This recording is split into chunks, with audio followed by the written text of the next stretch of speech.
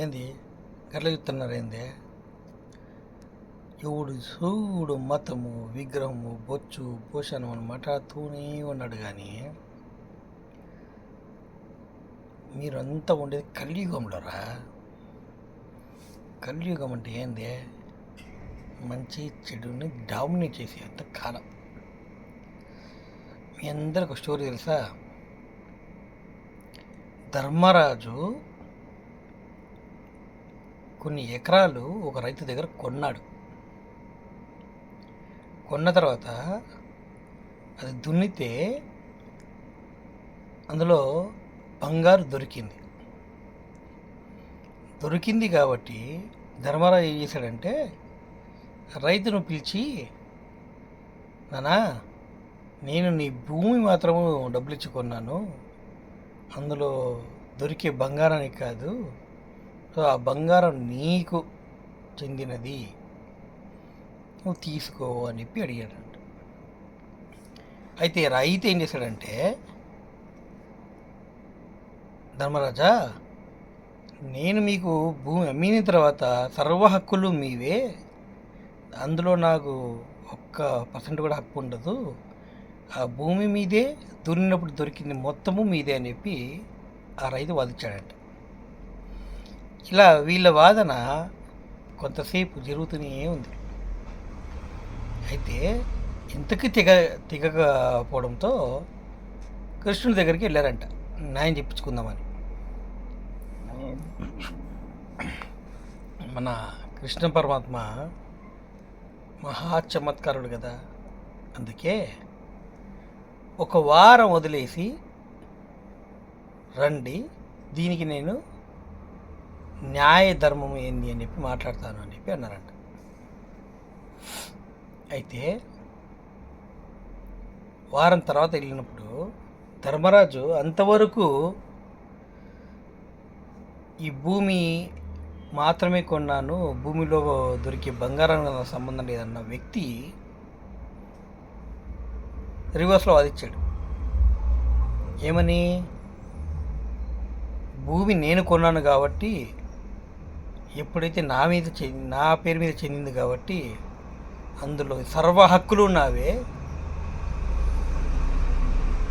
అని చెప్పి వాదించాడంట. అయితే రైతు ఏం చేశాడు, స్వామి, నీకు నేను అమ్మిన భూమి ఏదైతే ఉందో అది భూమి మాత్రమే అమ్మాను, అందులో దొరికే గనులకు సంబంధం లేదు నీకు అని చెప్పి అన్నారంట. ఇలా కొంతసేపు వాదన జరిగింది. అప్పుడు సడన్గా వీళ్ళిద్దరు రియలైజ్ అయ్యి ధర్మరాజు వెళ్ళి కృష్ణుడితో అంటారంట, ఏమని? కృష్ణ, పోయిన వారం నేను వచ్చినప్పుడు నా వాదన ఇది కాదు కదా. నా వాదన ఈ భూమిలో ఏం దొరికిందో, ఈ బంగారం ఏమైంది దొరికిందో ఆ రైతుకు సంబంధించింది, ఆ రైతుకు చెందాలని చెప్పి వాదించింది. ఈ వారం నేను వచ్చినప్పుడు భూమి నాదే, అందులో ఏం దొరికినా నాదే అని చెప్పి వాదిస్తున్నా. ఈ మార్పు నాలో ఏంటి అని చెప్పి అడిగారంట. కృష్ణుడు నవ్వుతూ సింపుల్గా, పోయిన వారము మీరు వచ్చినప్పుడు కలి ఎంటర్ అవ్వలేదు ధర్మ, నువ్వు ఈరోజు వచ్చావు కదా, కలి ఎంటర్ అయ్యి 2 రోజులు అయింది అని చెప్పి అన్నాడంట.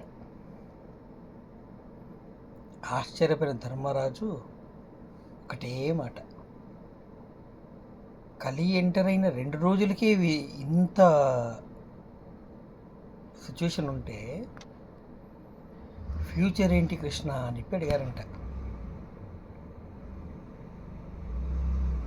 అర్థం చేసుకోండి, కలియుగంలో ఉన్నాం.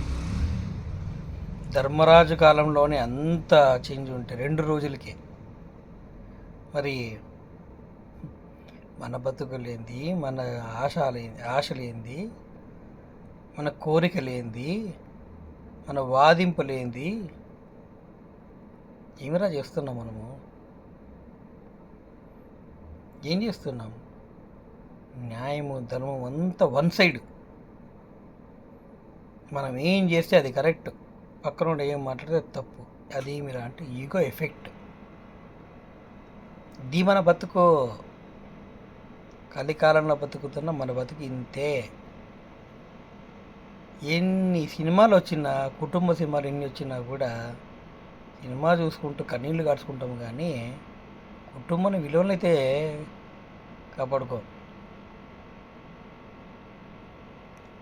అన్న తమ్ముడికి సంబంధం లేదు, అక్క చెల్లెలకు సంబంధం లేదు, తల్లిదండ్రులకు సంబంధం లేదు. మైక్రో ఫ్యామిలీ, ఒక పేరు సింపుల్గా మైక్రో ఫ్యామిలీ. వాట్సాప్లో చూస్తే, ఫేస్బుక్లో చూస్తే షేర్లు కొడతారు, లైక్లు కొడతారు, సబ్స్క్రైబ్లు చేస్తారు, కన్నీళ్ళు గారుస్తారు, దానికి ఒక డే ఫిక్స్ చేస్తారు, కానీ కుటుంబాన్ని మాత్రం దగ్గర చేసుకోవాలి రావడం. ఇది మన జీవితాలు. ఏమిరా అంటే నేను చెప్తున్నాగా, క్లారిఫికేషన్గా చెప్తున్నా, ఇది కలియుగం. ఇంతే మన జీవితం. మీరు మారరు. నేను చెప్పిన 2 రోజుల్లో ఇంకో మంచి వీడియో వస్తే నా వీడియో ఎగిరిపోద్ది. So temporary likes, temporary subscriptions, temporary జీవితం.